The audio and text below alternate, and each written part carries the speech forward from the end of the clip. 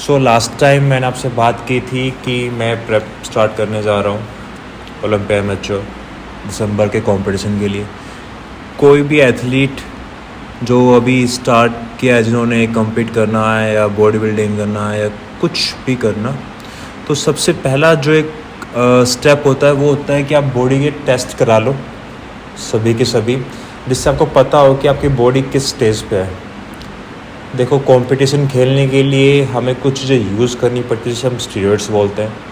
अगर वो कुछ इफ़ेक्ट्स, कुछ पॉजिटिव पॉइंट्स लेके आती है, बॉडी का एनाबॉलिक बढ़ाती है, तो साथ में कुछ साइड इफ़ेक्ट भी लेके आती है। तो आपको पता होना चाहिए कि स्टार्ट करने से पहले आपकी बॉडी किस स्टेज पे है। वो ऑलरेडी कुछ टॉक्सिफाई या कुछ ऐसा इशू तो नहीं है कि वो चीज़ें आप यूज़ करोगे स्टीरॉइड्स और वो आपको उन चीज़ों को एग्रीवेट कर दे। तो अगर आप फ्रेशर हो या फर्स्ट और सेकंड टाइम अपना compete कर रहे हो या स्टीरॉइड्स यूज़ कर रहे हो, तो सबसे पहले अपनी बॉडी का टेस्ट कराओ। उसके बाद ही उनको यूज़ करने के लिए किसी से रिकमेंडेशन लो या आप स्टार्ट करो। सबसे पहले जो होता है वो होता है अपना LFT।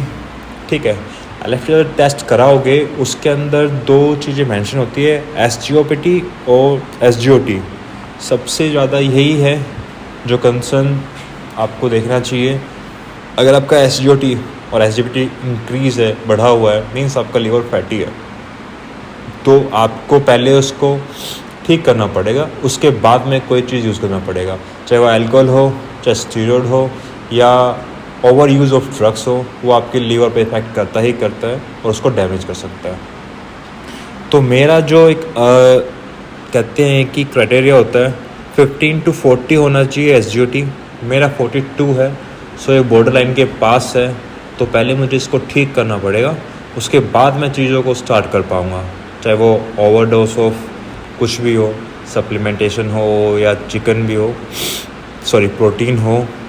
और सेकंड होता है SGOPT, वो मेरा 51 है, वो ही बॉर्डर लाइन पे है। वो 10 to 49 के बीच में होना चाहिए।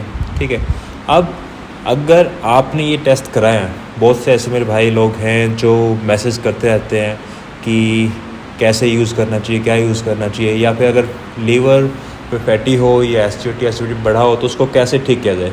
लीवर एक ऐसा ऑर्गन है जो नेचुरली अपने आप को बहुत फास्टली रिकवर करता है कंपैरिजन टू अदर ऑर्गन्स। तो आपको कुछ नहीं करना। एक लीवर को टॉक्सीफाई करने के लिए आप कोई मेडिकेशन चलाओ, किसी डॉक्टर से भी कंसल्ट कर सकते हो। नहीं तो LIV52 होता है, मिल्क थिसल है, जो नेचुरली आपकी स्पीड को फास्टर करते हैं रिकवरी की। सेकेंडली, कुछ टाइम पीरियड्स के लिए आपको एक सिंपल फूड या फिर थोड़ा सा इजी फूड जो इतना प्रोटीन ना हो, उसको यूज़ करने में इतना इशू ना हो लीवर को, वो आपको इनटेक करना पड़ेगा। अपना वाटर कंजप्शन बढ़ाना पड़ेगा। ठीक है, 3 से 4 हफ्तों के लिए एक डाइट को उसमें रखो, ये सप्लीमेंटेशन को ऐड करो, फिर दोबारा टेस्ट करो। अगर वो रेंज में है, नीचे है, अच्छी जगह पे, तो ही आप अपनी किसी भी प्रेप के लिए या कुछ भी यूज़ करने वाले हो उसको स्टार्ट करो। उससे पहले स्टार्ट मत करो। ठीक है, सेकंड टेस्ट जो मेरा है वो है यूरिक एसिड का। वो मेरा नॉर्मल है, तो मुझे इतना कंसर्न नहीं रखना उसके बारे में। Calcium normal, phosphorus normal, sodium normal, potassium normal, इसमें सब कुछ नॉर्मल है।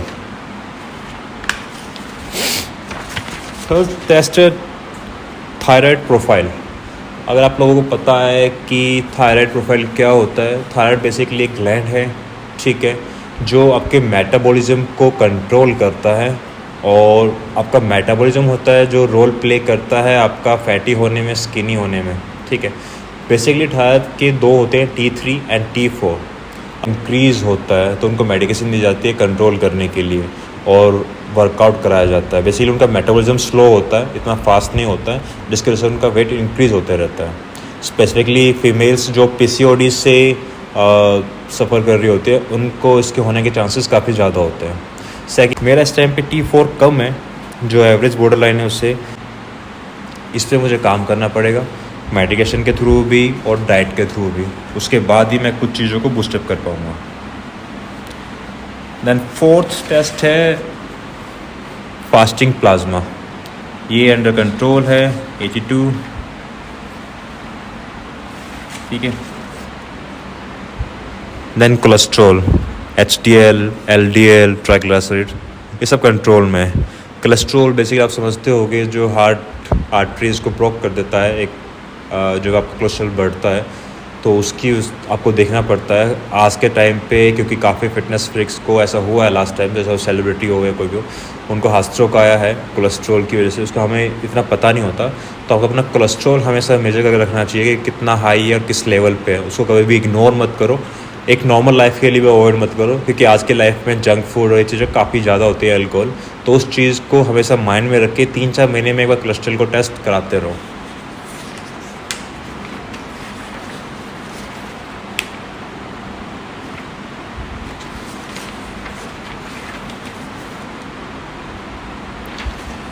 तो ये बेसिकली कुछ टेस्ट होते हैं। इसके अलावा जो हम टेस्ट कराते हैं वो होता है, उसमें अभी रिपोर्ट नहीं है, टेस्टोस्टेरोन टोटल एंड फ्री, जो हमारा काउंट शो करता है कि अकॉर्डिंग टू माय एज मेरा भी टेस्टोस्टेरोन लेवल क्या होना चाहिए। अगर वो उसके नीचे है ऑलरेडी तो मैं अभी उन चीज़ों को स्टार्ट नहीं करूँगा, कुछ टाइम पीरियड के लिए पहले नेचुरली उनको बूस्ट करना चाहूँगा, उसके बाद स्टार्ट करूँगा।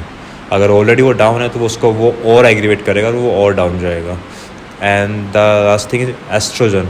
एस्ट्रोजन एक फीमेल हार्मोन है जो चेस्ट ग्लैंड में होता है, ठीक है, जिसको हम कई बार इशू होने से आपको गायनो या पम्प चेस्ट पिजन चेस्ट भी लगता है, उसका भी इशू होता है। नॉर्मली भी कुछ लोगों में वो हाई रहता है, अगर वो आपके अंदर हाई है तो काफ़ी चीज़ें इनबैलेंस हो जाती है हार्मोनल वाइज, तो उसको भी चेक करना पड़ता है। जो हम स्टेरॉइड्स को यूज़ करते हैं कहीं ना कहीं वो एक पीरियड पे जाके उसको बहुत हाई कर देता है, दोनों को इनबैलेंस कर देता है। बेसिकली कहीं ना कहीं जो हम स्टेरॉइड्स यूज़ करते हैं टेस्टोस्टेरोन और एस्ट्रोजन, वो दोनों को इफ़ेक्ट करता है। तो दोनों को आपको माइंड में रखते हुए चीज़ों को यूज़ करना है और पहले चेक करना है कि आप किस कंडीशन पे हो, किस पे नहीं। ये इसके बाद विटामिन D3 मेरा नॉर्मल है, ठीक है, इसका रेशियो होता है 32-45 में 35। एज सोर्स उसका सनलाइट होता है, लेकिन आप अभी आज के टाइम पे विटामिन D3 के सॉफ्ट जेल भी आते हैं, शैशे भी आते हैं, इंजेक्शन भी आते हैं, और फिश में काफ़ी अच्छी क्वांटिटी मिलता है। जब भी मैं प्रेप करता हूँ कंपटीशन के लिए, मैं लास्ट के 3-4 महीने के पीरियड में हमेशा फ़िश इन्वॉल्व रहती है, सी फूड प्रॉन्स भी रहते हैं, तो मुझे इतना विटामिन D3 का इशू आता नहीं है, ठीक है।